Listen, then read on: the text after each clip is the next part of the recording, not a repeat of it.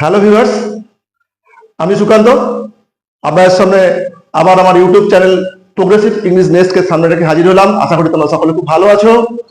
আজকের ক্লাসে আমরা শিখব বি ভার্বের ফার্স্ট ফর্মের পর টু যোগ করে, অর্থাৎ am to is to are to, যদি আমরা সেকেন্ড ফর্মে যাই ওয়াজ টু ওয়ার টু, এগুলো প্রয়োগ করে আমরা কিভাবে বিভিন্ন অর্থে ইংরেজিতে প্রয়োগ করতে পারি সেগুলোর একটা কৌশল আমরা শিখে নেব।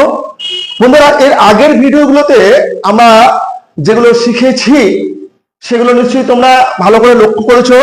অ্যাবাউট টু, লাইকলি টু, এগুলো সবটাই কিন্তু আমাদের ইংরাজি এবং ইংরাজির যে লেখা এবং বলার ক্ষমতাকে আরো এম্পাওয়ার করবে এবং তোমাদেরকে আরো ইংরাজিটাকে খুব সহজভাবে শিখতে সাহায্য করবে।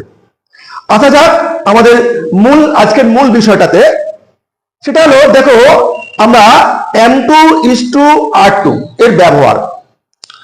তারপরে সিনট্যাক্স দেওয়া হয়েছে এখানে, subject am to is to are to, তারপরে ভার্বের কিন্তু মনে রাখতে হবে বেস ফর্ম ব্যবহার করা হয়েছে এখানে, তারপরে হচ্ছে রিমেইনিং অর্থাৎ অবজেক্ট বা কমপ্লিমেন্ট যে কোনো একটা হতে পারে।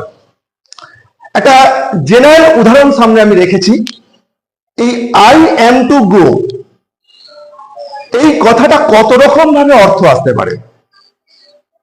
এখানে আমাকে যেতে হবে, আমার যাওয়ার আছে, আমাকে যেতে হয়, আমার যাওয়ার কথা, অর্থাৎ এই কথাটা এতগুলো ভাবে অর্থ কিন্তু আমরা আসতে পারে। যে স্পিকার সে কিভাবে বলছে, কিভাবে কি অর্থটা বোঝাতে চাইছে তার উপর কিন্তু এটা নির্ভর করছে। এই উদাহরণকে সামনে রেখেই আমরা এই am to is to are to এইগুলোকে কতগুলো ভাবে ভাগ করতে পারি তার একটা ক্যাটেগরি আমরা মোটামুটি রেডি করেছি। সেটা হচ্ছে দেখো দৈনন্দিন কাজ, যেটা আমাদের রেগুলারলি ডিউটি বলা হয়। আমি যদি অফিসে কাজ করি তাহলে আমাকে 10টার সময় অফিস যেতে হবে, 5:30 অফিস ছাড়তে হবে। কেউ যদি স্টুডেন্ট হয়, পড়াশোনা করাটাই তার কাজ, তার দৈনন্দিন কাজের মধ্যে পড়ে। আবার কেউ যদি টিচার হন, তার পড়ানোটা কাজ, তাকে পড়ানোটা কাজের মধ্যেই পড়ে, এটা রেগুলার ডিউটি। তাহলে এইরকম যে কোনো দৈনন্দিন আরো কিছু উদাহরণ থাকতে পারে, এরকম দৈনন্দিন কাজ যেগুলো বোঝাবে সেগুলো কিন্তু আমরা এই am to is to are to দিয়ে আমরা করবো। 2 নম্বর উদাহরণ, পূর্ব নির্ধারিত অর্থাৎ প্রি ডিসাইডেড বা প্রি ডিফাইন্ড যেটা করা থাকে বা প্ল্যান যেটা করা থাকে, পূর্বে কোনো কাজ প্ল্যান করা আছে। আমরা হয়তো দেখা যাচ্ছে যে আমরা যে আমাদের মাননীয় প্রধানমন্ত্রী কোন একটা কিছু উদ্বোধন করতে পশ্চিমবঙ্গে আসবেন, একটা স্কেডিউল থাকে এদের, একটা স্কেডিউল থাকে, স্কেডিউল অনুসারে এরা কিন্তু আসেন। এটা পূর্ব নির্ধারিত, প্রি ডিফাইন্ড। এখানে শ্যাল বা উইল দিলে যে শব্দটা যেটা জোর বোঝাবে তার থেকে কিন্তু বেশি বেশি জোর বোঝাবে এবং আরো নিশ্চিত বোঝাবে বিষয়টা, এটা এম টু ইজ টু দিলে, অর্থাৎ প্রি ডিফাইন্ড প্রি প্ল্যান কোনো কাজ বোঝাতে আমরা ব্যবহার করে থাকি। এছাড়া তো ইনস্ট্রাকশন দেওয়ার জন্য, নির্দেশ দেওয়ার জন্য। হয়তো লেখা আছে কোথাও যে পরীক্ষার্থীদের পরীক্ষা শুরুর 1 ঘন্টা আগে পরীক্ষা কেন্দ্রে পৌঁছাতে হবে, এরকম নির্দেশ দেওয়া আছে। পরীক্ষার্থীদের স্পষ্ট অক্ষরে এবং হচ্ছে ক্যাপিটাল লেটারে তাদের নামটা প্রশ্নপত্রের উপরে, যেখানে অ্যান্সার স্ক্রিপ্ট, সেই অ্যান্সার স্ক্রিপ্টের উপরে লিখতে হবে, এরকম কিছু নির্দেশ। অর্থাৎ ইনস্ট্রাকশন দেওয়ার ক্ষেত্রে আমরা am to is to are to ব্যবহার করতে পারি। এছাড়া ধরো আদেশের ক্ষেত্রে কিরকম, হয়তো মা তার ছেলেকে বলছেন তোকে আজ স্কুল যেতে হবে, তুই স্কুল যাবো না কেন বলছো, তোকে স্কুলে যেতেই হবে। এই যে অর্ডার করা হচ্ছে যেতে হবে, ঠিক আছে, এইভাবেও কিন্তু আমরা is to am to are to ব্যবহার করতে পারি। এছাড়া আমরা কন্ডিশনাল একটা সেন্টেন্স রেখেছি। কন্ডিশনাল সেন্টেন্সের ক্ষেত্রে একটার উপর একটা নির্ভরশীল, যদি তোকে পাস করতে হয় তাহলে কিন্তু তোকে ভালো করে লেখাপড়া করতে হবে। এই যে যদি তোকে পাস করতে হয়, ভালো করে লেখাপড়া করতে হবে, এই শর্ত সাপেক্ষ সেন্টেন্সের ক্ষেত্রে আমরা is to am to are to ব্যবহার করতে পারি। বন্ধুরা, এরপরে আমি দেখাচ্ছি কিভাবে এগুলো সেন্টেন্সে প্রয়োগ করে এইগুলোকে করা যায়। আশা করি তোমাদের কাছে ধারণাটা ক্লিয়ার হয়ে যাবে।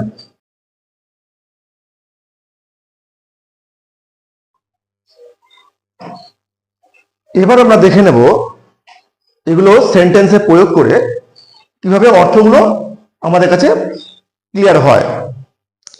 আমাদের প্রথম রুল অনুযায়ী সেখানে বলা ছিল যে রেগুলার ডিউটি, রেগুলার ওয়ার্ক, এরকম কোনো কিছু কাজ বোঝাতে আমরা M2:R2 ব্যবহার করে থাকি। যেমন প্রথম উদাহরণ দেওয়া আছে, I am to attend office at 10 AM, অর্থাৎ অফিসের নিয়ম অনুযায়ী 10টা অফিস, তাহলে আমাকে সকালে 10টার সময় অফিসে হাজির হতে হয়। এই টোনটা যদিও এটা বাধ্যবাধকতা বোঝাচ্ছে, কিন্তু এটা বাধ্যবাধকতা নয়। এইখানে কিন্তু আমরা এরপরে আমরা জানবো, তবু একটু আমি তোমাদেরকে কাজ দিয়ে রাখি। এখানে হ্যাভ টু হ্যাজ টু যেখানে ব্যবহৃত হয় সেখানে কিন্তু একটা বাধ্যবাধকতা হয়। এইখানে এটা যদি হতো যে আমাকে সকালে 8টার সময় অফিস যেতে হয়, তাহলে কিন্তু আমি এখানে I have to attend office at 10 AM ব্যবহার করতে হতো।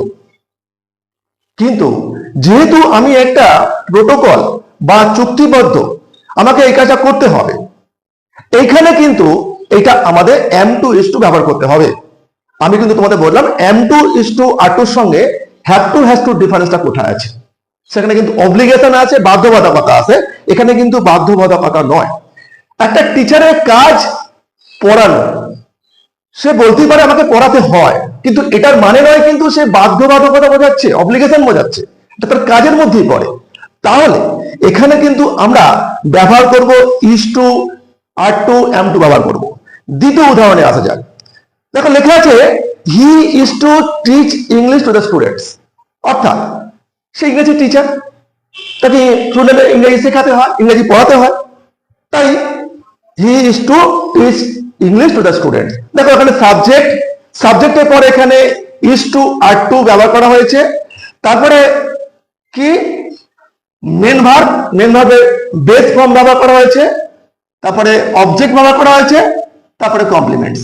তাহলে আমরা দেখতে পাচ্ছি বন্ধুরা যে আমাদের যে সিনট্যাক্স ছিল, সিনট্যাক্স অনুযায়ী প্রথমে সাবজেক্ট, তারপরে is-to-M2R2, তারপরে মেন ভার্বের বেস ফর্ম, তারপরে রিমেনিং অর্থাৎ অবজেক্ট বা কমপ্লিমেন্ট। আসা যাক রুল নাম্বার 2। সেখানে বলা ছিল যে pre planned, pre decided, pre defined, এরকম যখন কোনো কাজ বোঝাচ্ছে আমরা কিন্তু সেখানে M2:R2 অবশ্যই ব্যবহার করব। এখানে দেখা যাক প্রথম উদাহরণটাতে প্রধানমন্ত্রী আগামী মাসে আমেরিকায় যাবেন, তাহলে এখানে একটা টাইম টেবিল অনুসারে একটা সেট করা আছে। ভিআইপি পার্সন তাদের কখন কোথায় যাবেন একটা টাইম টেবিল অবশ্যই থাকে, এবং সেক্ষেত্রে আমরা এই যে প্রি ডিসাইডেড এই ব্যাপারগুলোর ক্ষেত্রে আমরা এখানে লিখতে পারি the prime minister subject is to visit America in next month. তাহলে বন্ধুরা তোমরা ব্যাপারটা বুঝতে পারছো যে প্রি ডিফাইন্ড বলতে কি বোঝানো হয়েছে। দ্বিতীয় উদাহরণে আসি। মুখ্যমন্ত্রী আগামী সপ্তাহে সেতুটির উদ্বোধন করবেন। The chief minister is to inaugurate the bridge in next week. Subject the chief minister is to ব্যবহৃত হয়েছে, inaugurate মানে উদ্বোধন করা, এটা বেস ফর্ম, কি না ব্রিজ উদ্বোধন করবেন, এটা অবজেক্ট, এটা কমপ্লিমেন্ট। অর্থাৎ সাবজেক্ট ভার্ব is to, সাবজেক্টের পর is-to-R2 M2, ভার্বের V1 ফর্ম, তারপরে অবজেক্ট, কমপ্লিমেন্ট। এইভাবেই কিন্তু আমরা এটা ব্যবহার করেছি। এবারে আসবো আমরা তৃতীয় নম্বর উদাহরণে। এবার আসি 5 নম্বর রুলের দ্বিতীয় উদাহরণে।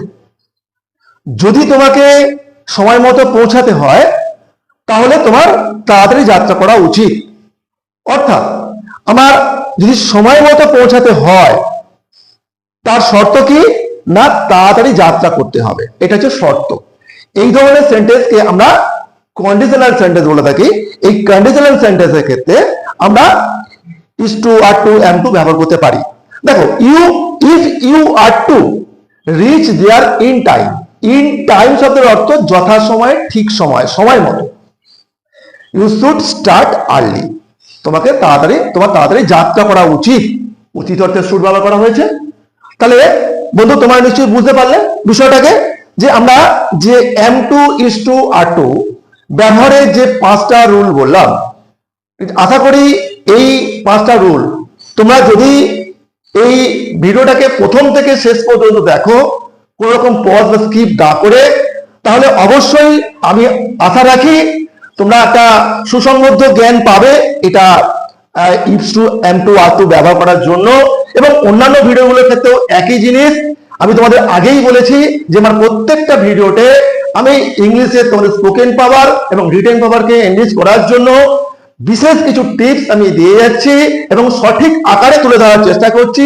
আমার পক্ষে যতটুকু সম্ভব, আমার যতটুকু জানা আছে ততটুকু আমি তোমাদের দেওয়ার চেষ্টা করছি।